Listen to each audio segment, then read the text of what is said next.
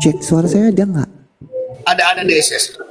Oke, poinnya sebenarnya gampang ya. Poinnya gampang. Untuk mencari Tuhan yang benar, sekali lagi ya teman-teman di bawah atau yang di atas, untuk mencari Tuhan yang benar itu ya, cari saja ajarannya, ajaran dan perintahnya. Sekali lagi, untuk mencari mana Tuhan yang benar dari perintah dan ajarannya. Gampang kok.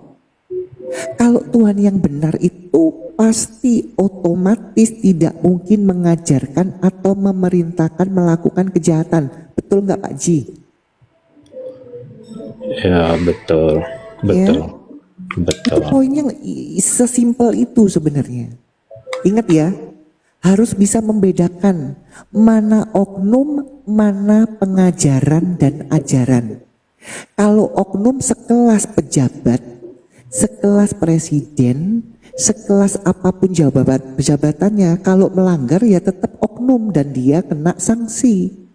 Tetapi kalau ajaran dan hukum itu mutlak tertulis, ya itu.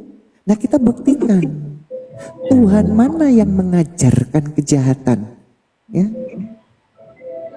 Di dalam Al-Quran jelas Pak, kalau sebenarnya Allah itu Tuhan yang benar, kenapa di dalam Al-Quran melegalkan kejahatan? Saya bisa buktikan itu semuanya. Makanya saya nggak ngikutin lagi sesembahan umat Islam.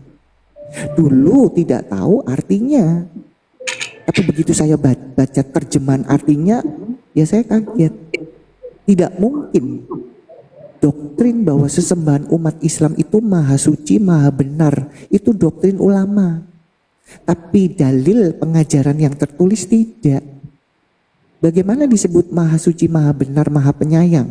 Sementara di dalam Quran mengajarkan boleh membunbun, boleh berzina, boleh mencuri, dan mengajarkan kebencian terhadap sesama manusia di luar Islam. Shalom teman-teman yang diberkati oleh Tuhan kita Yesus Kristus. Berjumpa kembali bersama saya di channel My God is Great. Apologi Kristen Aisyah Princess mencoba membuka suara sehubungan dengan peristiwa-peristiwa yang terjadi di negara kita Indonesia, di mana ada kelompok-kelompok golongan dari mayoritas atau oknum-oknum yang tergolong mayoritas mencoba ingin menghancurkan rumah-rumah ibadah, gereja-gereja, sekalipun itu sudah ada izinnya. Ada apa dengan umat mayoritas ini? Seorang apologi Kristen, Aisyah Princess tentunya membungkam segala sesuatu yang ada seluk-beluk ajaran yang mereka pegang selama ini.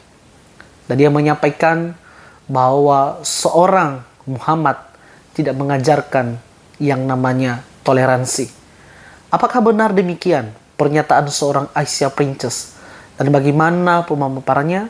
Untuk selebihnya kita akan melihat dan menyaksikan video berikut ini. Saya harap kamu tonton sampai habis supaya kamu tidak gagal paham. Tuhan memberkati saudara sekalian. Shalom.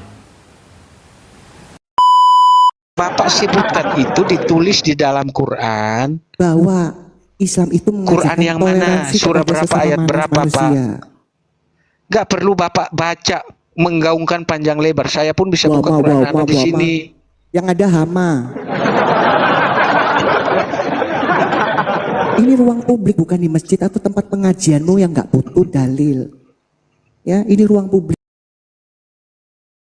Ruang rasi kosong. Aduh, parah nih orang ya. Ya. Kamu bilang bahwa Islam itu mengajarkan toleransi. Di mana tertulis bahwa Islam mengajarkan toleransi kepada sesama manusia? Mana? Bentuknya apa toleransinya? Silakan. Kalau menjadi rahmat bagi sekalian. Mana? Saya nggak tanya rahmat. Rahmat lagi jualan tahu. Toleransi mana? Kamu kira mana di sih ini? masjid? Piring cantik turun Kak Kalau Aisyah. nggak pakai waktu Ya, ya, minggat begitu lah. kita diskusi. Nah, kau turun saja. Kau cuci ember saja di belakang. Kau cuci piring-piring dulu di belakang sana. Ya, ya, Yang orang sebentar ya. minta itu ayatnya ditulis Sebentar di teman-teman mana? ya. Sebentar teman-teman ya. Inilah mereka ya, imannya tumbuh berdasarkan ceramah ustadz bohong di copy paste.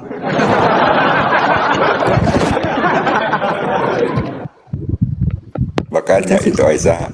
Sebentar, Dikasih sebentar tahu itu ini Aisyah. bukan masjid dan tempat pengajian kok, yang nggak pernah pakai dalil kok. Makanya ada istilah apologet Kristen itu aku Aisyah.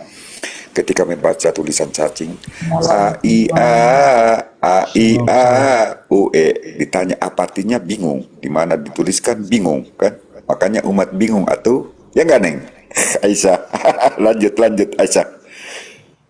Ya, sekali lagi teman-teman Islam ya, di sini kamu sudah dipersilakan naik untuk bernarasi berdasarkan dalil, ada dasarnya.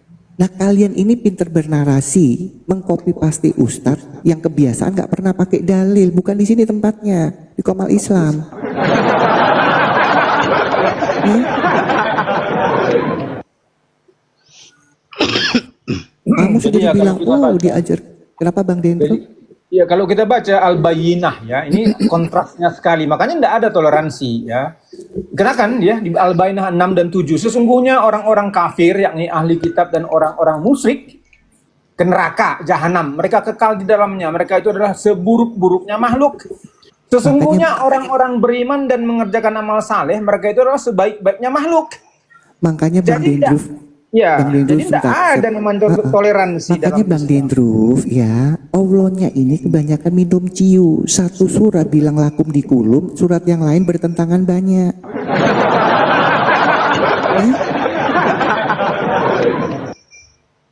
Iya, karena memang itu sudah diabrogasi.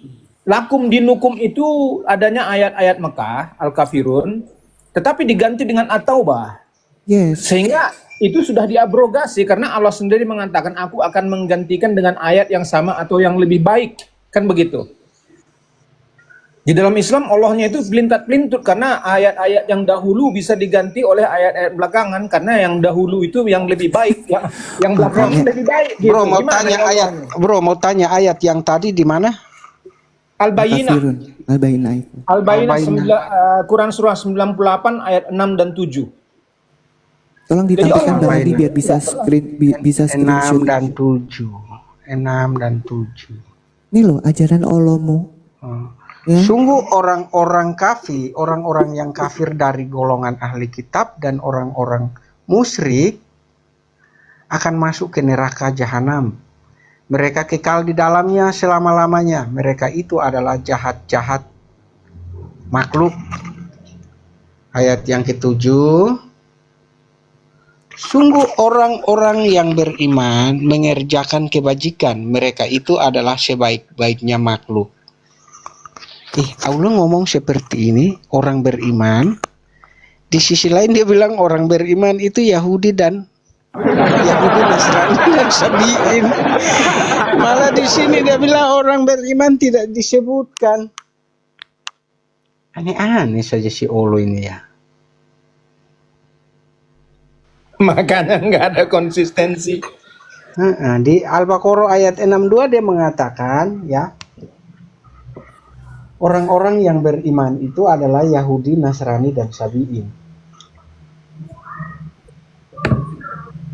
Dikasih tahu, Allahnya ini habis minum ciu nurunkan surat. Ya, di surah 1 bilang A, di surah yang lain bilang B.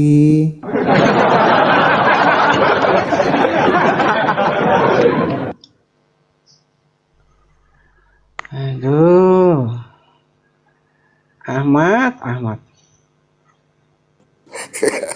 Tapi izin dulu sebentar ya, ini canda apa-apa ya. Dia terus sama Titan, coba jawab pertanyaan saya ini. Ini kemarin saya itu kan 2 hari kemarin saya kan ketemu dengan anak kecil, 8 tahun sudah. Dipanggilnya saya, Pung, sini kau katanya kan. Ya salah orang Korea kan kalau udah bicara kan, orang Korea from Lektoba kan. Ada apa komandanku bilang, sini kau. Ku tengok di internet, di YouTube. Si Somat penjual bakso mengatakan Disalib ada banyak jin. Benci kali aku melihatnya. Cari dia itu. Dikasihlah aku guni sama tali plastik. Mau apa ini ku bikin, komandan ku bilang. Pakai otakmu, pung. Kamu itu macam mana kamu? Siap perintah komandan ku bilang. Terus ku carilah sesomat penjual bakso ini di setiap masjid-masjid. 2 hari ini keluar masuk, keluar masuk, keluar masuk, keluar masuk. Ketemu aku sama si Nandaria. Kamu udah mualaf loh katanya. Kenapa aku bilang? Karena kamu udah masuk tempat suci kami. Itu kan diperuntukkan orang-orang Islam. Begitukah? Masuk aku ke tempatnya, ke roomnya siapa namanya? Siapa si Jumaida? Kamu udah mualaf. Biar sah, resmi. Bersyarat kau katanya. Lontong kau pikir aku tuh. Ku tanya lagi siapa? Sri Palina kan? Udah, biar dia lebih sah. Ini ada nih, cantik, perempuan Islam, soleha, poligami aja. Dia siap kok dipoligami. Nanti kamu sah secara Islam, bersyahadat katanya.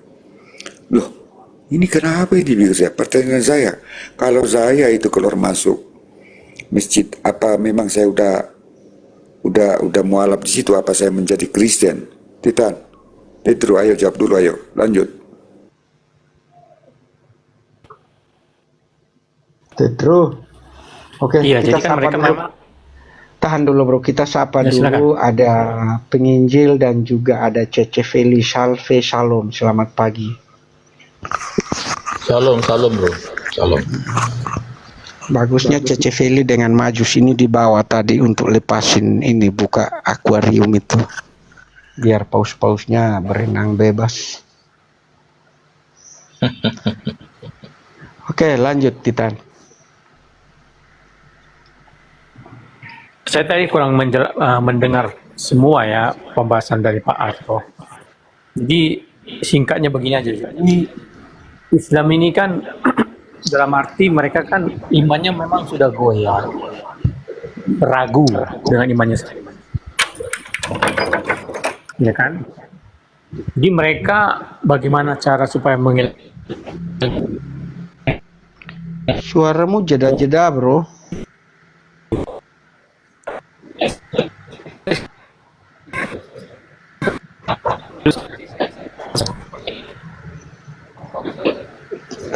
Sinyalmu nggak bagus itu bro, suaramu jedah suara.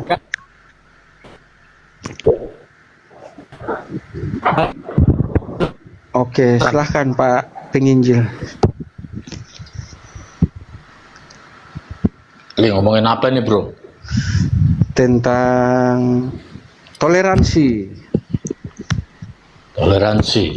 dari pandangan kitab Alkitab dan pandangan dalam hadis dan juga Quran. Ya kalau toleransi ya jelas kembali ke ajaran ya. Manusia itu kan hidup dituntun oleh sebuah ajaran. Contoh yang paling sederhana itu di keluarga. Orang tua kan pasti mengajarkan anak-anaknya itu tidak berlawanan dengan norma etika secara akal manusia. Ya. Itu dari orang tua loh.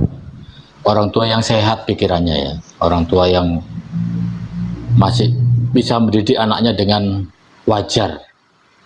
Kan gitu. Tetapi ketika manusia ini memiliki sebuah ajaran di mana itu sumbernya dari agama. Nah, ini jadi bisa menjadi pembeda gitu loh. Satu dengan yang lain. Kalau kita jelas ya umat Kristen, mungkin juga Buddha, Hindu, semuanya itu mengajarkan untuk saling menghargai, saling mengasihi. Nggak ada satu ayat pun yang mengajarkan untuk melawan sesamanya. Ya, jelas itu. Dan memang tujuan agama itu sebenarnya itu, gitu loh. Supaya umat manusia itu menggunakan akal pikirannya, hati nuraninya itu dengan sehat, dengan baik. Nah ternyata ada ajaran yang agak lain kan gitu ya. Anggap aja ini agak lain gitu loh. Jelas-jelas tertulis di ajarannya itu, di kitabnya berbeda gitu dengan yang lain, agama yang lain gitu. Nah ini yang harusnya disadari oleh mereka kan gitu. Sering beralasan, oh itu kan ayat dipakai di zaman perang kan gitu. Kan itu selalu alasannya. Padahal di situ tidak menceritakan apakah itu berlaku hanya di zaman perang atau dipakai terus kan gitu. Apakah firman Allah, firman Tuhan itu ada waktunya? Apakah firman Allah ini berlaku cuman bisa on off gitu loh? Kan nggak mungkin. Ya, nggak mungkin. Makanya saya kadang-kadang bingung melihat mereka ya. Di satu sisi ada orang Islam atau Muslim yang nggak setuju dengan kekerasan. Tapi di sisi lain saudara-saudaranya melakukan itu karena berdasarkan ayat. Nah ini loh. Mereka ini nggak apa namanya, selalu dalam kontradiksi gitu loh. Ya, dalam mempraktekkan ajaran yang ada di kitabnya itu sering kontradiksi. Di satu sisi mengaku rahmatan lil alamin. Di sisi lain teman-temannya brutal. Ya, mengganggu umat lain. Ya yang rahmatan lil alamin nggak bisa menyalahkan karena apa? Saudaranya yang brutal tadi memakai ayat gitu loh. Maka saya selalu bilang kalian bereskan dulu.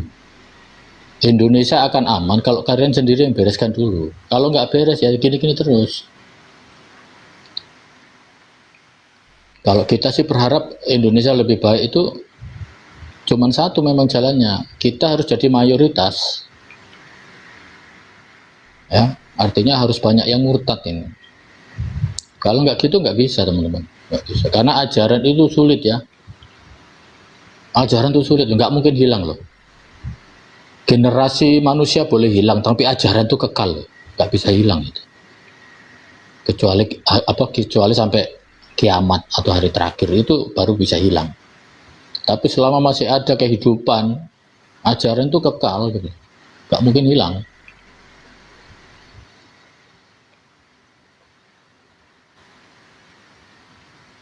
Maka jujur saya kalau ngomongin mereka ini malas gitu, karena memang ajaran mereka ini lain dari yang lain gitu. Makanya kalau umat Kristen sama umat lain cocok kan? Kemarin naik di Komal ini orang Hindu, orang Bali, enak santun cocok gitu. Ya, bahkan banyak orang Hindu, orang Buddha menikah sama orang Kristen banyak, karena apa? Cocok, ajarannya itu cocok gitu loh. Ya, walaupun beda sesembahan, tetapi secara kemanusiaan, akal pikiran, nurani, etika dan sebagainya itu cocok gitu. Nyambung gitu.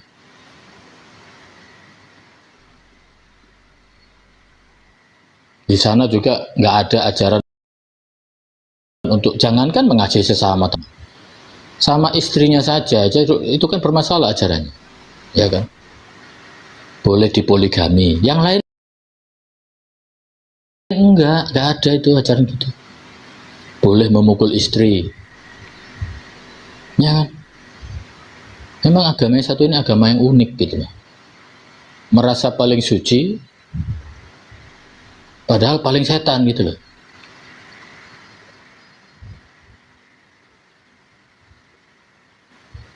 Bagaimana bisa menghargai orang lain kalau istri sendiri atau pasangan sendiri nggak bisa dihargai? Nggak masuk akal gitu. Logika sederhana kan gitu. Bagaimana dia mengasihi teman-temannya sesamanya, sedangkan istrinya, pasangan hidupnya aja bisa dipermainkan gitu, nggak dihargai. Ya, ada yang ayat mengatakan otak setengah, ada yang disetarakan dengan nying-nying hitam. Nah, ini kan masalah gitu loh, mereka ini bermasalah gitu.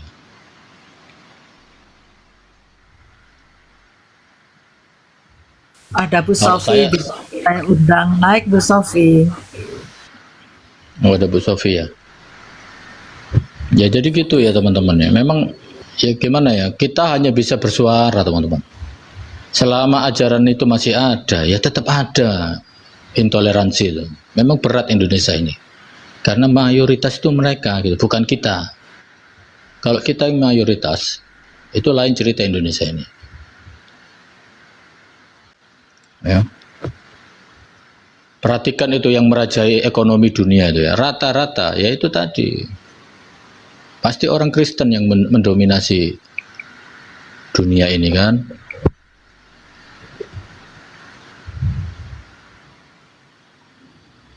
Arab Saudi itu coba Arab Saudi perhatikan, banyak sekali perubahannya loh. Ya. Ajaran memaksa.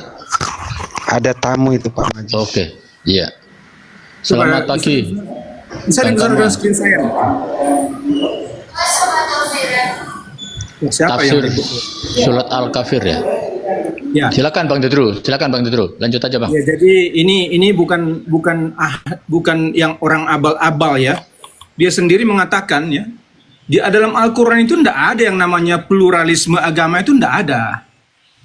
Ya, jadi tidak ada. Menurut tafsir surat Al-Kafir, menurut Profesor Quraisy Shihab, pluralisme agama itu tidak ada. Waduh. Yang ada adalah pluralisme kemanusiaan. Jadi agama itu tidak boleh ada agama lain. Yang makanya di dalam Al-Maidah dikatakan agama yang diridhoi itu hanya Islam, tidak ada. Jadi janganlah kita mengharapkan ada yang namanya toleransi ya, terhadap agama. Yang ada adalah toleransi terhadap suku. Ya. Jadi misalnya begini, kalau toleransi kesukuan itu misalnya orang Islam, ada kan orang Islam yang suku Jawa, suku Madura, itu boleh ditoleransi kesukuannya, tetapi tidak agamanya. Iya, betul. Jadi jangan kita mengharapkan dari Al-Quran itu tidak ada yang demikian. Tidak ada yang dari Al-Quran toleransi. Gitu loh. Jadi kalaupun mereka mengatakan Al-Kafirun, sudah kita katakan tadi, itu tidak menunjukkan pluralisme agama. Tidak. Nggak Bro, boleh. kita sapa dulu. Bro, sapa dulu. Kanwa apa ini? Kanwa 2012. Pak Kanwa, selamat siang Pak Kanwa. Selamat siang saudara-saudaraku. Selamat siang saudara-saudaraku.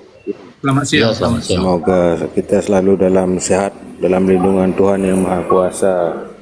Amin. Ya, salam kenal Bang. Ya, untuk hostnya dan untuk yang lain salam kenal. Saya Kanwa, saya beragama Hindu, apa tidak salah saya masuk ke sini? Oh tidak. Oh, enggak Pak. Enggak apa-apa Pak. Kemarin kita dengan saudara kita yang dari Hindu juga kita berdiskusi di sini juga, Bang.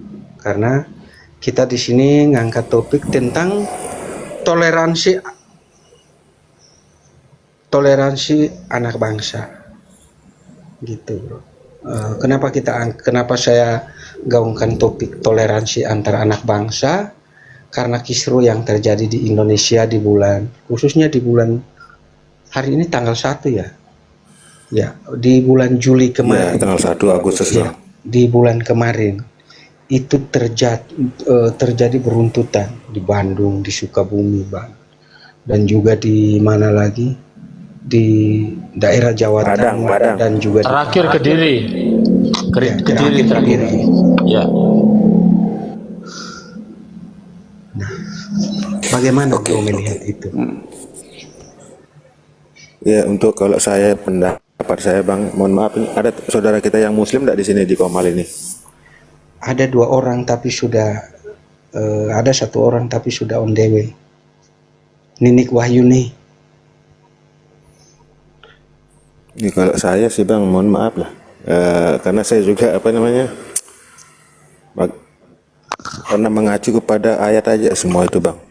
At-Taubah 29 Bang.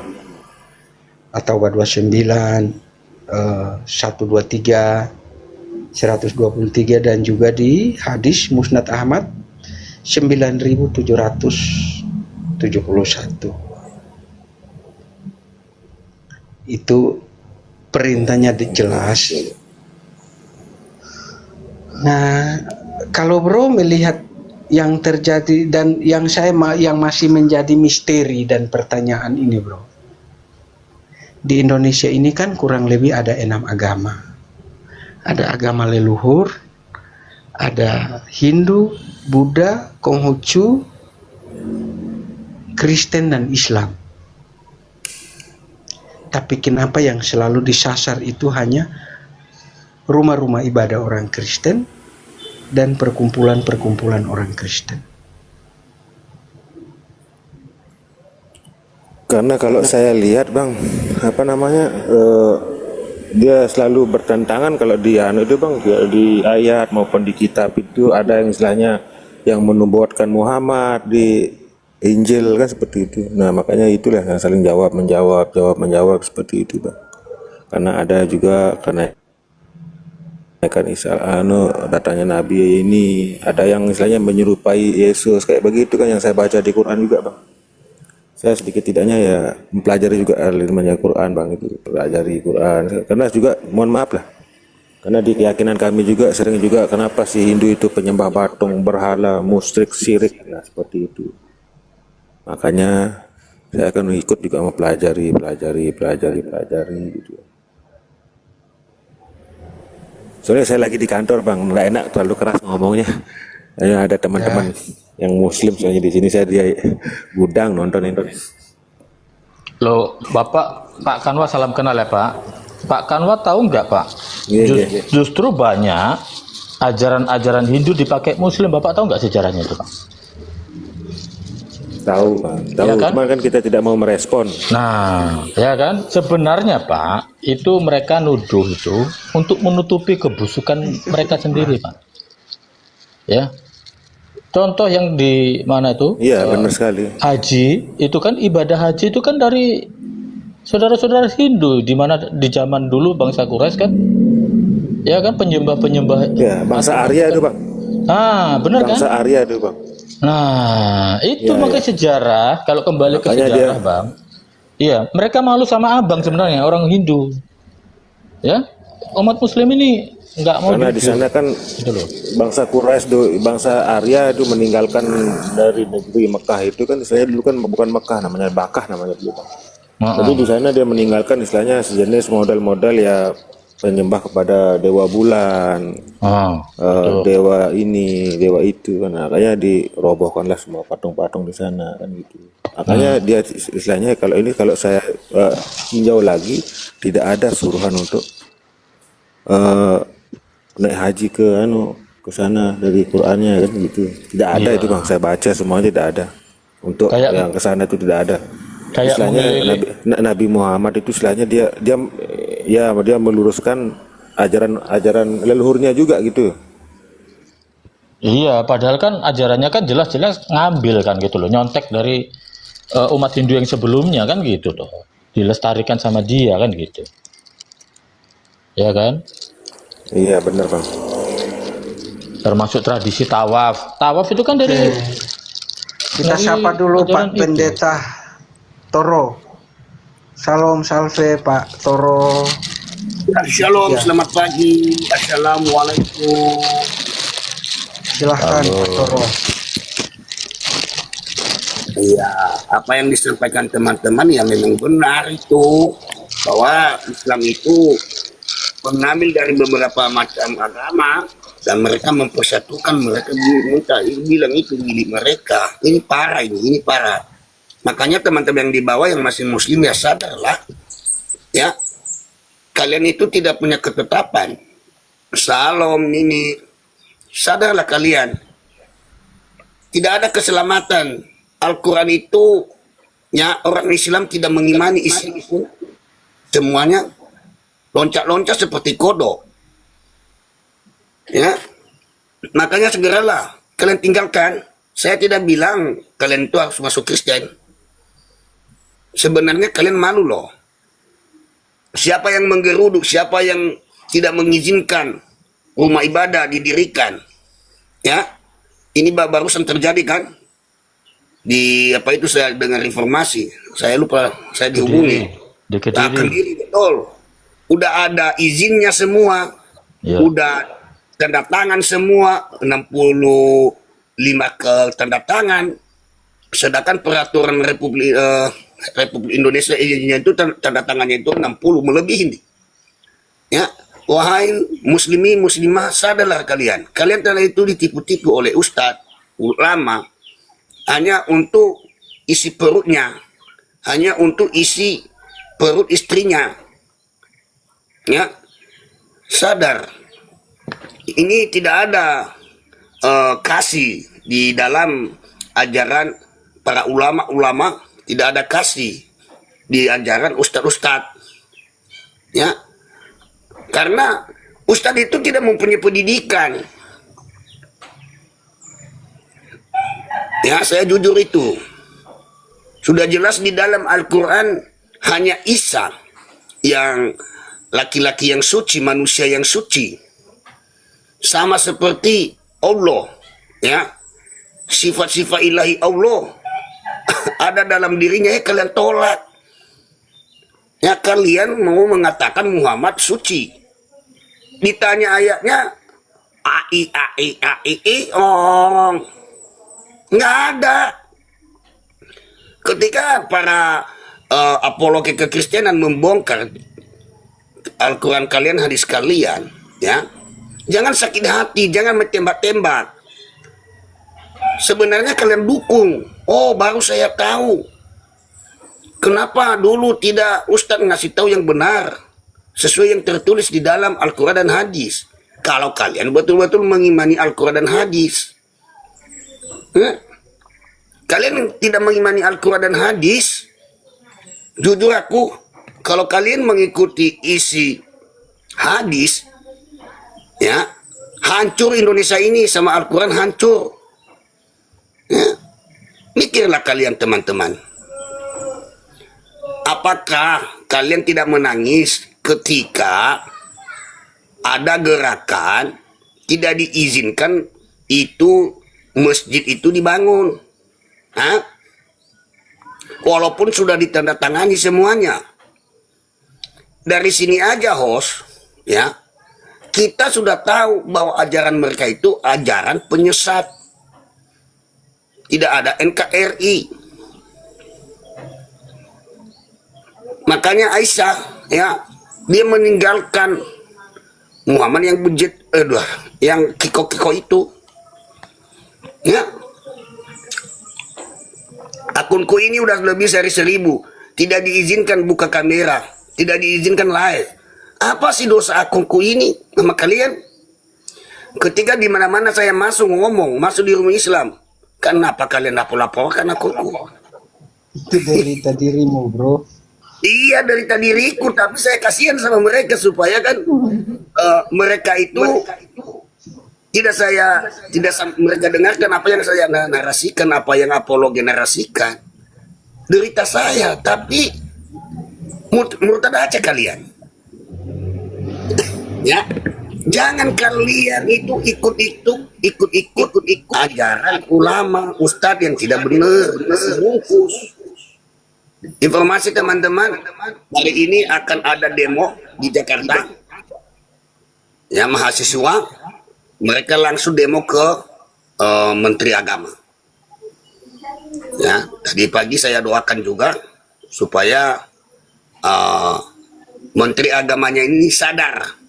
Dia itu bukan menteri satu agama, tetapi dia menteri ke seluruh agama yang ada di Indonesia ini.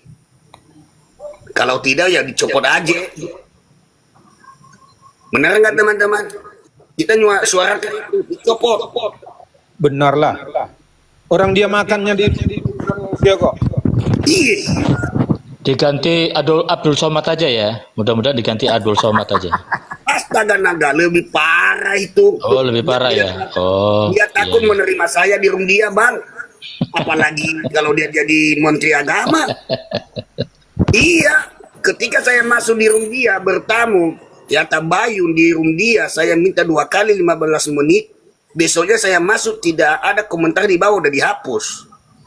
Sampai saat ini komentar di bawah nggak ada lagi di room dia. Aku mau tambayun sama dia, kok buang nggak dinaikkan? Cuma Nggak berani buka kamera, itu giginya opong. Kata semua. Hanya mencari makan koin ketika mereka menghujat Yesus. Keluar ikan paus. Ya kan? Oh, orang Islam di bawah. Oh, hore, hebat Juma. Mana ada hebatnya si Juma? Ya, dia katakan baptis itu ada di dalam Al-Quran. Kalian dibaptis. Kalian nggak malu mendengarkan narasi dia seperti itu? Mencocomologikan semua. Mana ada baptisan di dalam Islam?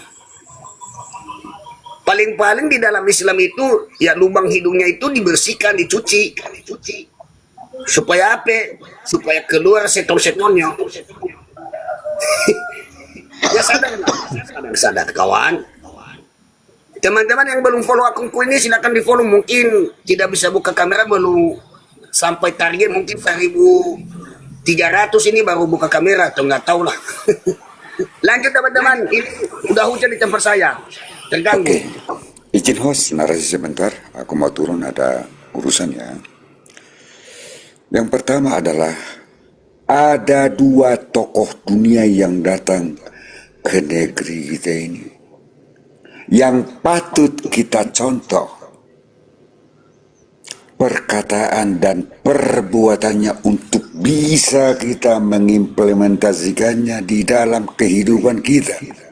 Pribadi lepas pribadi. Pertama adalah Bapak Paus yang suci dan yang dimuliakan, yang memberitakan berita pesona hukum kasih. Beliau datang ke Indonesia memberitakan hukum kasih, dan terpesonanya menteri dan Islam ketika itu bahkan sampai ingin berjabat tangan dan mencium tangannya.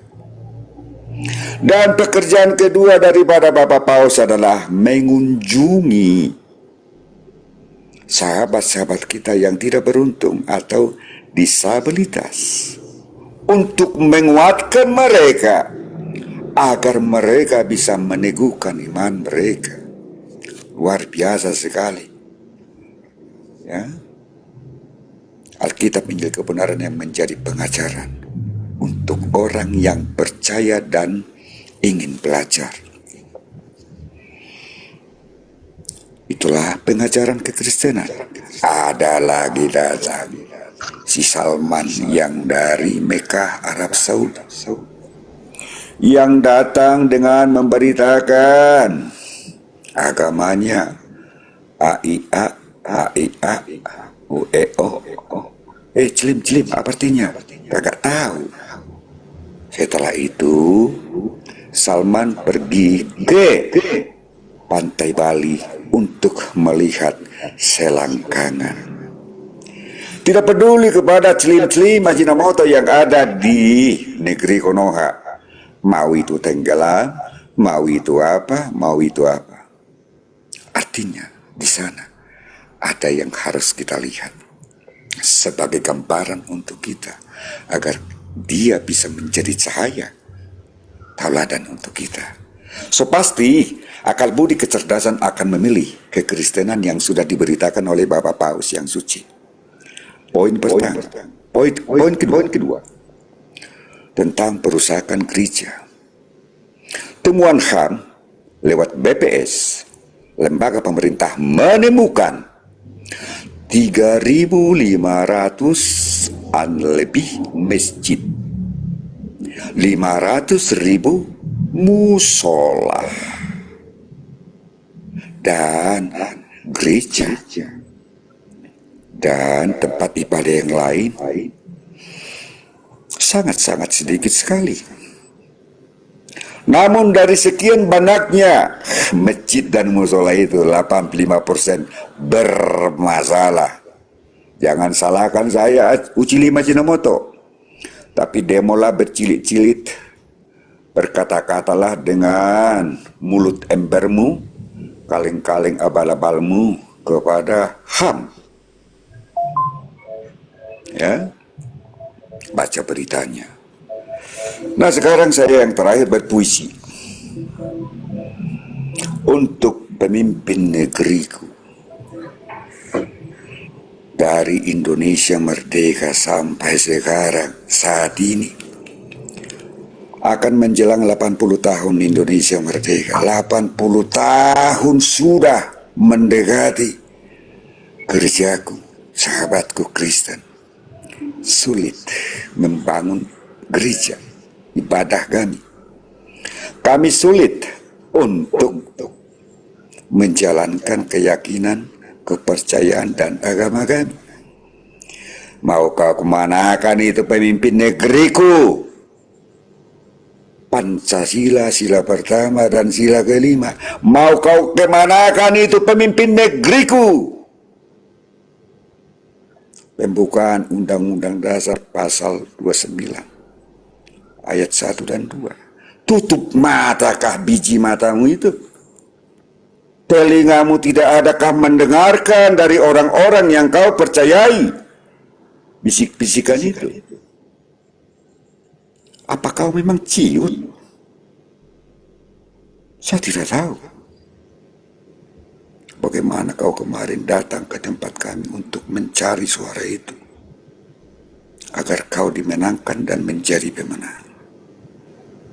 Saya mengatakan, sungguh-sungguh kebijakanmu tidak ada. Betul ku bilang sama kau pemimpin negeriku. Begitu juga dengan wakil pemimpin negeriku. Aduh, kamu kulihat di TikTok, datang kau berkunjung ke Padang. Ya, semacam peduli, cari muka. Aduh, itu sudah dari dulu kawan. Wakil pemimpin negeriku bersalam-salaman di Potoria sama wartawan-wartawan.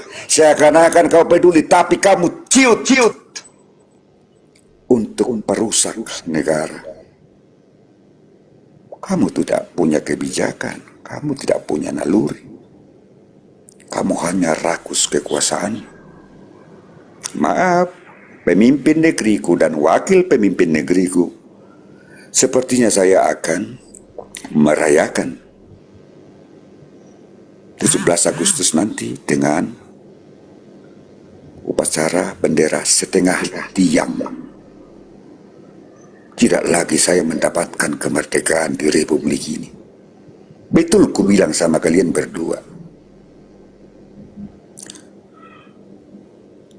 Hai kawanku, sahabatku, Promlektoga Luhut Panjaitan. Katamu kau itu hebat, kau itu teknik, hebat kau ekonomi. Tapi ku bilang sama kau, ciutnya kau.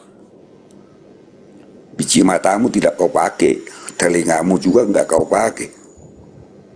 Ketika melihat orang-orang di luar sana yang teraniaya, anak-anak, generasi penerus kita, tidak lagi ada hatimu, sanubarimu, nalurimu sudah hancur oleh kerakusan kuasa untuk kau.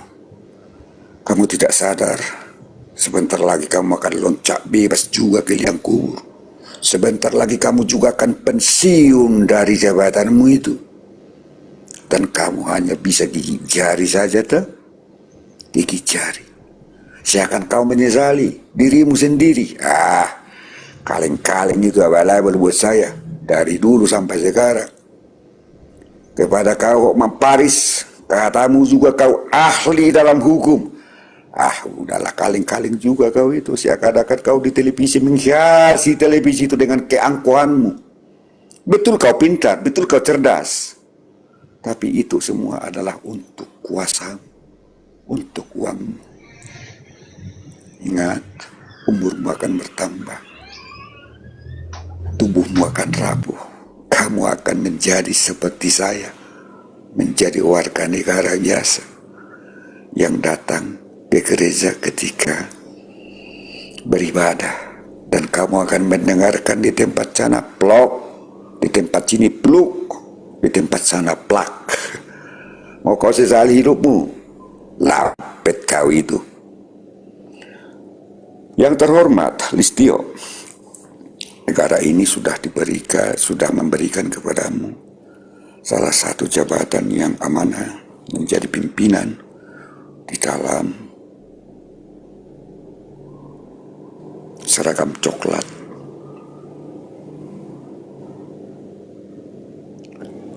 Undang-undang mengatakan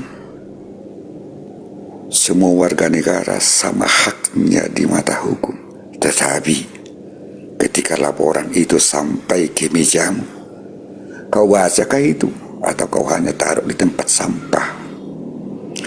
Ketika ada orang melaporkan kepada kamu, sahabat-sahabat saya teraniaya hanya untuk pergi ke gereja, anak-anaknya dianiaya bercucuran darah, Listio. Apa yang kamu lakukan? Takut kehilangan jabatan, takut. Begitulah kalian. Kalian itu sudah berbeda dengan saya, ya. Namun masih ada sedikit 0,1% rasa optimisme saya kepada kalian. Lakukan itu, perintah undang-undang. Jangan kalian menjadi pengesut dan pecundang di negeri Konoha ini, agar aku menghormati kamu, agar aku setia menontonmu ketika berkata-kata, bercakap-cakap di televisi. Dan yang terakhir untuk sahabat saya, Abu Janda, seorang Islam nasionalis, Islam yang moderat, yang melakukan sesuatu hal yang baik untuk negara, bukan untuk agamanya. Dia selalu bersuara tentang bagaimana warga negara yang teraniaya. Artinya di sini peradaban manusia dikedepankan oleh dia. Dia lebih hebat sama kau itu pemimpin negeriku, wakil pemimpin negeriku, Luhut Panjaitan, Hotman Paris Nasution, dan siapa lagi? Listio. Lebih hebat Abu Janda. Betul ku bilang sama kalian. Kata-kata saya pedas, tapi itulah jeritan hati saya dari lubuk hati yang paling dalam.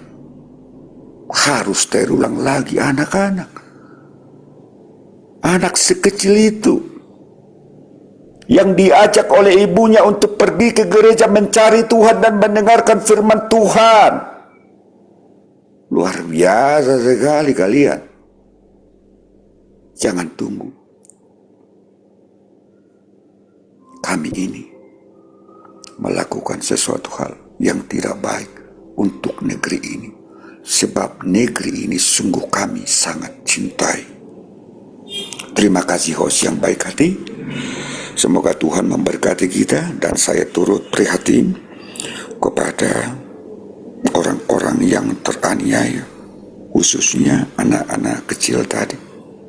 Saya sungguh menangis ketika melihat anak kecil itu menangis meraung-raung seperti yang ada di Padang. Tuhanku yang baik, kami sudah sangat menderita sekali untuk memikul salib-Mu di negeri kami ini.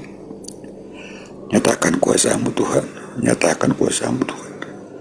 Ampunilah mereka yang melakukan penganiayaan kepada sahabat-sahabat kami, khususnya anak-anak kecil. Sebab mereka tidak tahu apa yang mereka lakukan.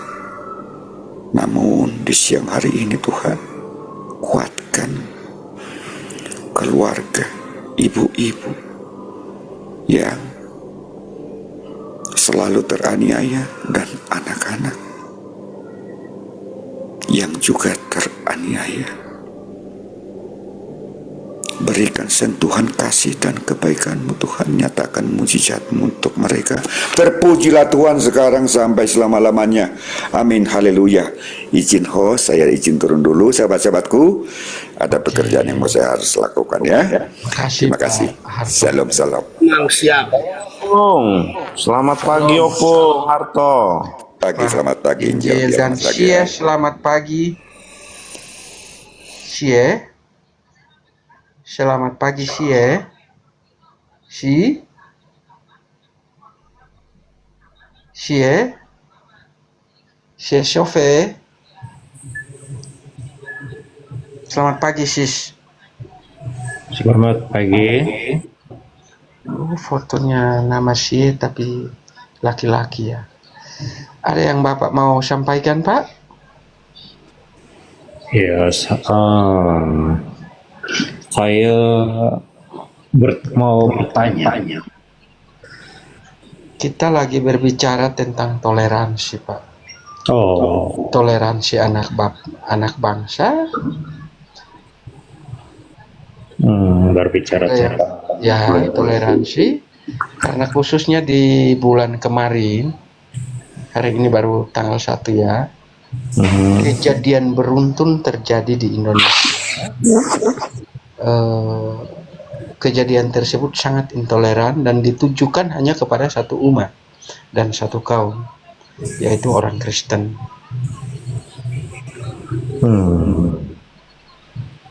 Oke.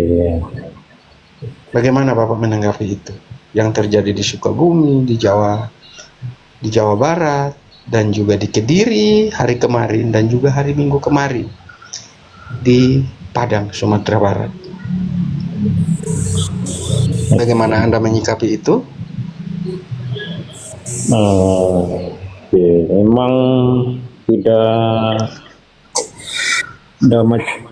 relevan lagi lah.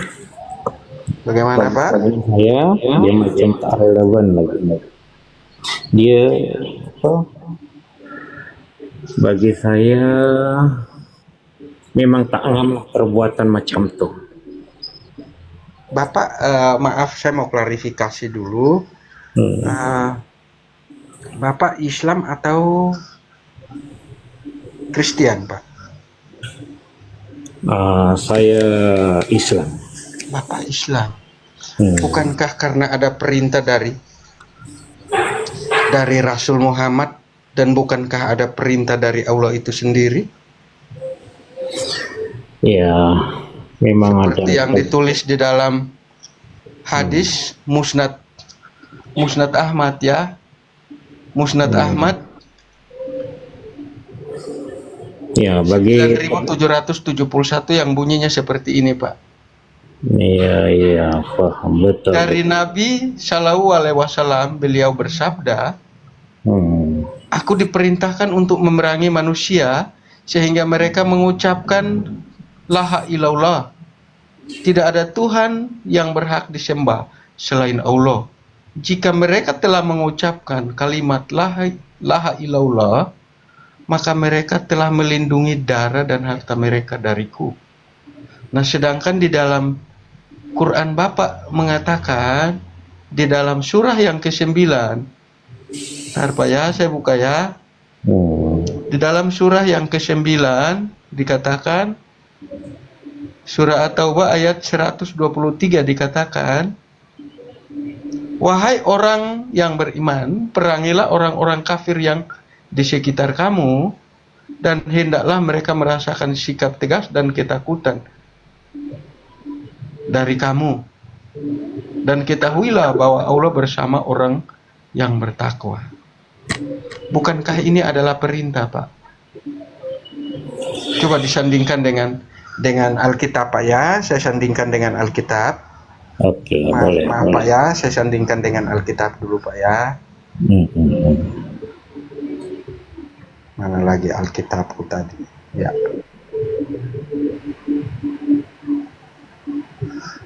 Oke, di sini dikatakan ya.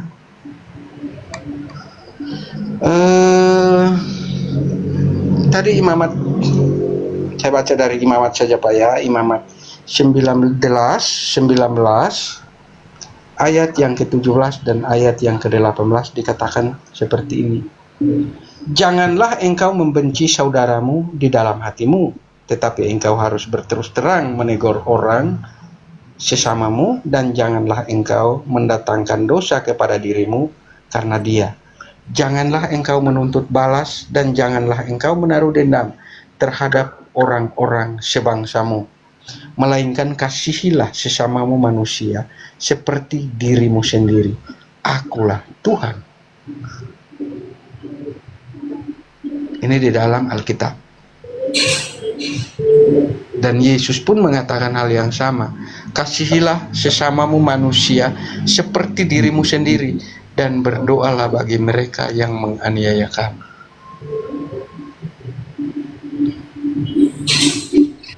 Pertanyaan saya sekarang gini loh Pak. Ketika Bapak melihat kisruh yang terjadi di Indonesia, orang yang hidup dalam kebencian, orang yang selalu menginginkan perselisihan, pertengkaran sesama anak bangsa, sesama tetangga. Jangan kita bicara tentang agama dulu Pak. Sesama dengan sesamanya, orang yang selalu bikin keributan, itu propaganda dari setan atau memang dari hati sendiri lah yang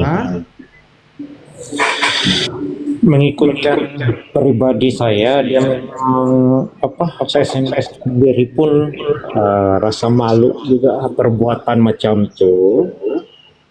Nah, itu saudara Bapak sendiri yang melakukan. Kenapa mereka melakukan tindakan-tindakan anarkis dan brutal seperti itu? Karena adanya sabda dari Rasul yang tadi saya sudah bacakan, dan adanya perintah dari SWT itu sendiri. Wahai orang-orang yang beriman, perangilah orang-orang kafir yang di sekitar kamu, dan hendaklah mereka merasakan ketakutan dan sikap tegas dari kamu. Dan ketahuilah bahwa Allah bersama orang yang bertakwa. Karena adanya perintah dari Allah. Iya Pak, siap, paham. Nah, paham ya? Ini Al-Quran yang ngomong. Nah, apakah Tuhan, apakah katanya di dalam Al-Quran itu Allah itu pengasih dan penyayang. Tapi kok hanya satu umat saja di muka bumi ini, dua umat saja di muka bumi ini Pak, yang betul-betul sangat dibenci oleh orang Islam, yaitu Yahudi dan Kristen. Kenapa demikian? Ada Buddha, ada Hindu, ada Konghucu, misalnya di Indonesia ya. Tapi kenapa hanya perkumpulan peribadatan orang Kristen saja yang selalu diganggu? Bahkan yang disasar, yang terjadi di Padang, yang disasar itu bukan bangunan gereja, tapi yang disasar itu adalah rumah pribadi yang dijadikan untuk rumah pengajaran bagi anak-anak yang sekolah di daerah itu, namun tidak mendapatkan pendidikan agama Kristen di sekolah tersebut.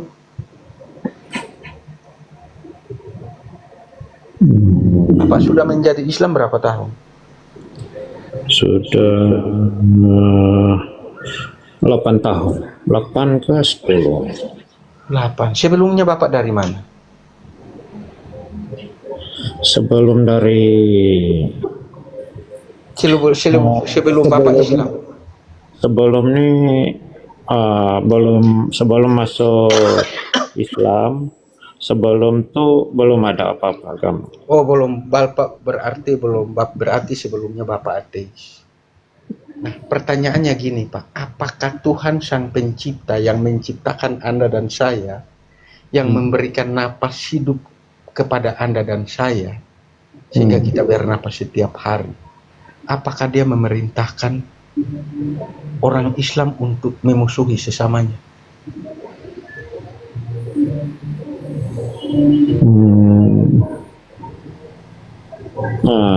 Coba lagi satu sekali. Apakah Tuhan yang begitu kasih sayang? Katanya di Islam itu Allah itu maha kasih dan maha sayang. Betul. Teruskan Pak. Apakah Tuhan yang maha sayang atau Allah yang maha sayang selalu memerintahkan umatnya untuk bermusuhan dengan orang lain?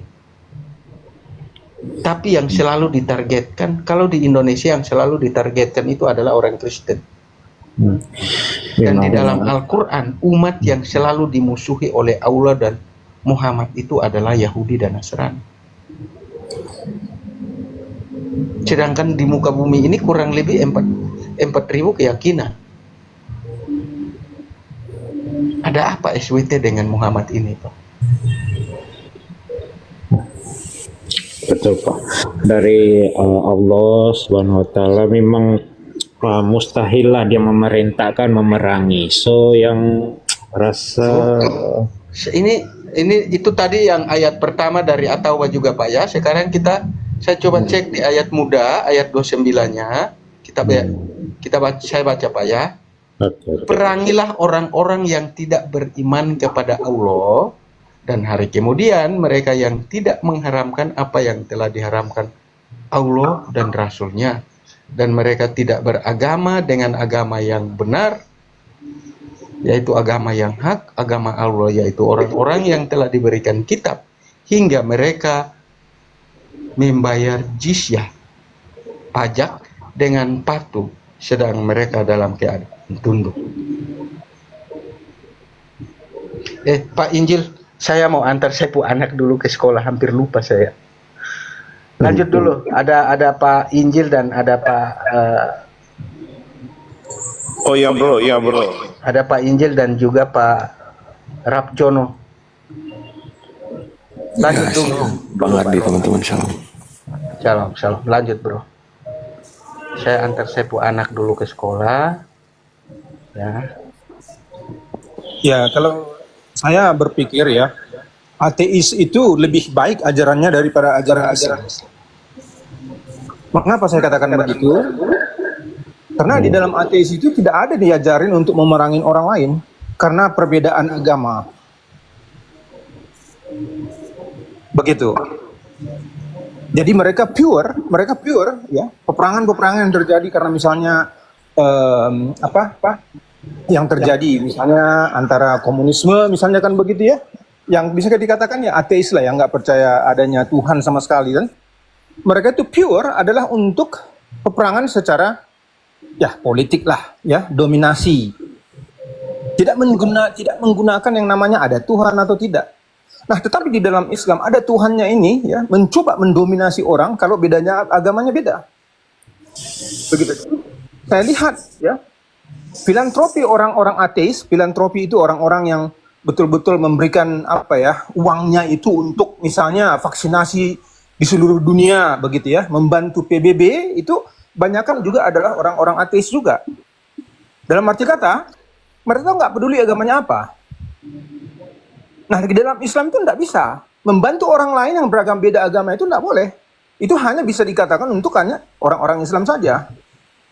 Karena itu adalah ajarannya sebetulnya. Orang-orang yang melakukan itu ya ada juga ya, tapi itu tidak mengikuti ajaran agamanya. Karena seburuk-buruknya makhluk bagi Allah adalah orang-orang yang Yahudi, Nasrani, dan orang-orang kafir yang tidak percaya kepada Allah. Sementara sebaik-baiknya makhluk adalah orang Islam yang beramal, yang saleh, ya, orang beriman dan saleh. Itu di Al-Bainah ayat 6 dan 7. Tadi sudah kita baca sama-sama ya. Itu bagi saya merupakan suatu keanehan begitu. Jadi saya lebih respect ya terhadap orang-orang yang ateis, yang filantropisnya tinggi daripada orang-orang yang beragama, tetapi mereka malah disuruh memerangin orang lain karena berbeda agama begitu. Jadi Bapak mengatakan Bapak nggak percaya apa-apa, saya lebih bagus Bapak itu jadi ateis daripada Islam. Kenapa? Karena setelah Bapak masuk Islam, Bapak ternyata tidak melakukan Islam.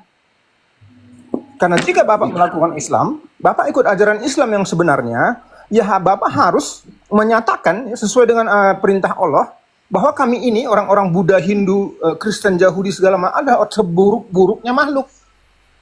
Nah, kalau Bapak tidak berpikir demikian, berarti Bapak itu sebetulnya tidak mengikuti Allah. Oh, siap.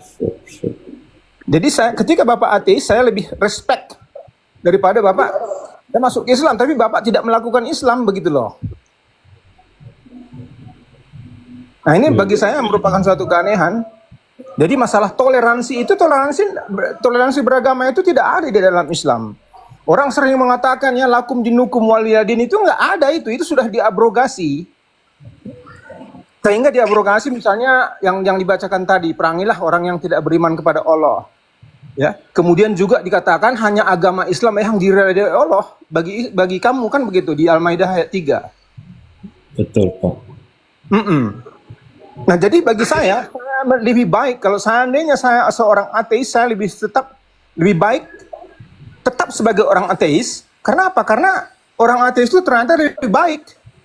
Yang tanpa Tuhan lebih baik dengan adanya Tuhan. Sementara Tuhan ini nggak jelas gitu loh. Apa sih yang dia lakukan untuk saya? Gak ada bukti yang biasa dia lakukan untuk saya tuh. Malah kamu disuruh cium-cium batu, buang takjul tanah sana pergi ke Mekah. Ya toh? Nanti perbuatan kamu ditimbang-timbang, kamu sholat atau tidak. Kalau kamu nggak sholat ya sudah. Ya kan?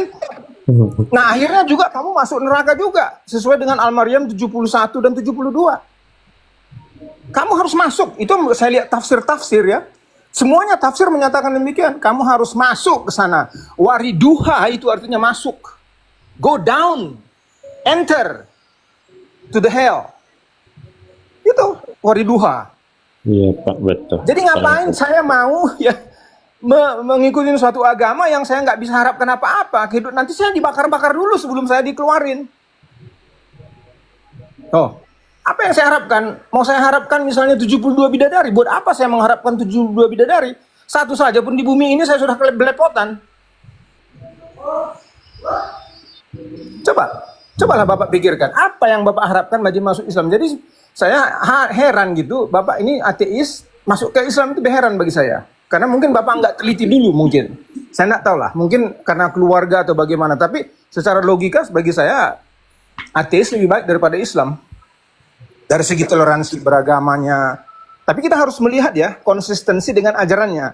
Karena banyak orang Islam di Indonesia itu nggak melakukan apa yang diajarkan Al-Quran dan hadis.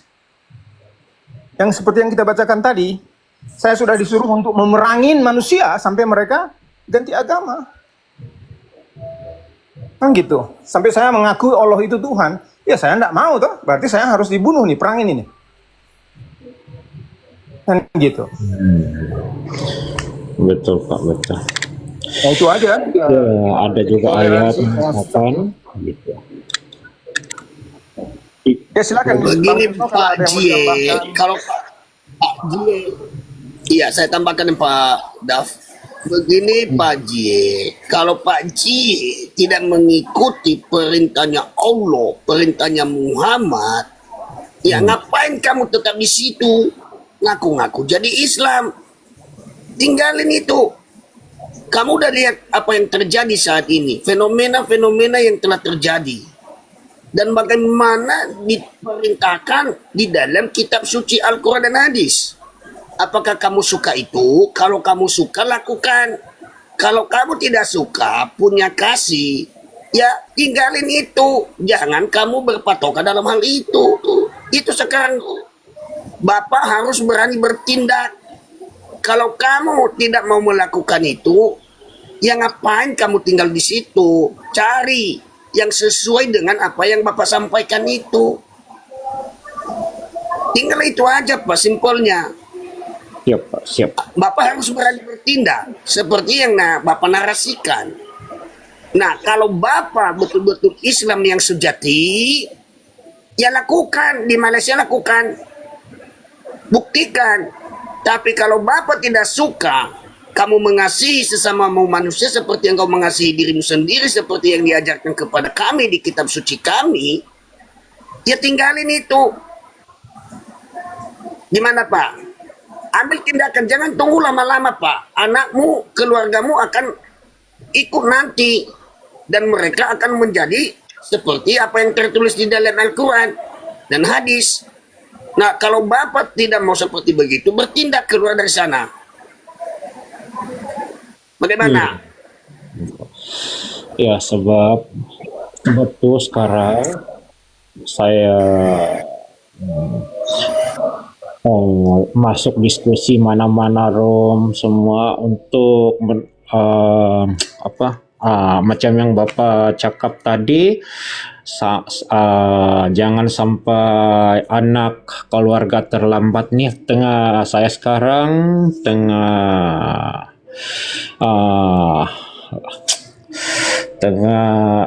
bingung tengah memilih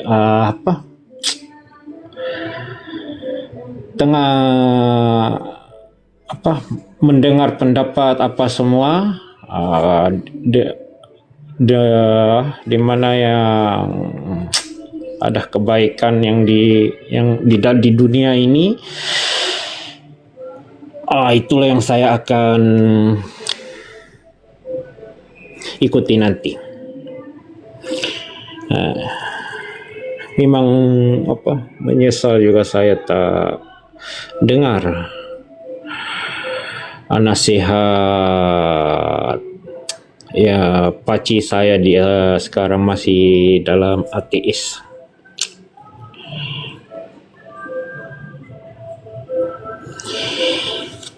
Ya Pak, begitu. Saya sekarang memperbanyakkan mendengar.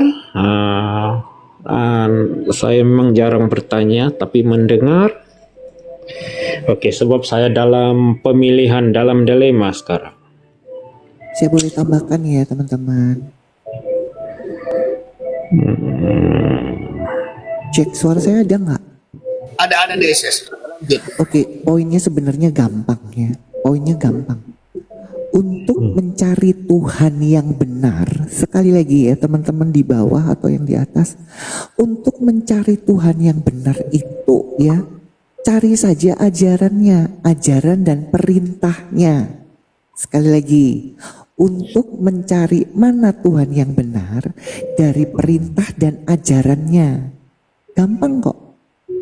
Kalau Tuhan yang benar itu pasti otomatis tidak mungkin mengajarkan atau memerintahkan melakukan kejahatan. Betul nggak Pak Ji? Ya betul. Ya? Itu poinnya sesimpel itu sebenarnya. Ingat ya, harus bisa membedakan mana oknum, mana pengajaran dan ajaran. Kalau oknum sekelas pejabat, sekelas presiden, sekelas apapun jabatannya, kalau melanggar ya tetap oknum dan dia kena sanksi. Tetapi kalau ajaran dan hukum itu mutlak tertulis, ya itu. Nah kita buktikan Tuhan mana yang mengajarkan kejahatan, ya. Di dalam Al-Quran jelas Pak, kalau sebenarnya Allah itu Tuhan yang benar, kenapa di dalam Al-Quran melegalkan kejahatan? Saya bisa buktikan itu semuanya. Makanya saya nggak ngikutin lagi sesembahan umat Islam. Dulu tidak tahu artinya, tapi begitu saya baca terjemahan artinya, ya saya kaget. Tidak mungkin doktrin bahwa sesembahan umat Islam itu maha suci, maha benar, itu doktrin ulama. Tapi dalil pengajaran yang tertulis tidak. Bagaimana disebut maha suci, maha benar, maha penyayang, sementara di dalam Quran mengajarkan boleh membunbun, boleh berzina, boleh mencuri, dan mengajarkan kebencian terhadap sesama manusia di luar Islam. Sekali lagi, apakah masih pantas sesembahan umat Islam disebut maha suci, maha benar, maha penyayang? Ya. Betul. Dari poin-poin itu yang tertulis ya nggak mungkin saya, karena gini Pak ya, sekali lagi ya, saya pribadi ya, saya manusia dengan binatang itu diciptakan sama-sama punya otak, tapi kelebihan manusia itu dikasih kecerdasan berpikir. Nah itu yang saya hargai, makanya saya berpikir apakah masih pantas sesembahan saya umat Islam dulu ya disebut maha suci, maha benar, maha penyayang. Sementara Quran menuliskan boleh berzina, ya, melegalkan perzinahan, ya, dan pelakunya maaf di situ, ya, baginda sendiri. Al-Ahzab 51, surat Ahtarim ayat 1, Al-Mu'minun 5 dan 6 itu melegalkan perzinahan. Masih disebut Tuhan yang benar itu. Ya, menurutku pribadi memang tidak sih. Nah, makanya tinggal kejujuran saja di sini. Kejujuran dan kritis. Makanya percuma kalau nanya sama ustadz nggak mungkin akan dijawab. Karena umat Islam itu sudah dikunci oleh perkataan Quran. Tidak boleh kritis, nggak boleh banyak bertanya. Untuk ajaran Muhammad cukup mendengarkan dan mengimani. Surat Al-Maidah 101 itu. Makanya kan setiap umat Islam jangan pernah ngomongin Al-Quran, harus tanya gurunya. Karena umat Islam tuh nggak boleh pinter dalam beriman. Yang pinter cuman ulama dan gurunya. Even itu dia S1, S2, S3. Nggak boleh untuk beriman, mereka S1, S2 nggak boleh pinter dalam beriman. Iya, itu salah satu keraguan dalam hati saya. Harus bertanya kepada ustadz-ustadz. Mana satu? Tidak mungkin ustadz. Nanti kalau dipertanggungjawabkan di akhirat nanti. Justru Pak, ya Pak. Ini kita kalau di ruang publik itu harus by data, ya. Kita bahas ilmiah bukan tentang iman. Kalau iman semua mengklaim dirinya benar, ya. Justru orang Islam kalau yang nggak ngerti tentang Quran, nggak ngerti bahasa Arab artinya, nggak ngerti tentang hadis, disuruh tinggalkan, itu kata Allah. Karena kalau kamu tidak meninggalkan, satu saat kamu nanti meninggal, kamu dimintain pertanggungjawabannya. Nggak ngerti Quran, nggak mengerti hadis, nggak mengerti arti bahasa Arab. Ya?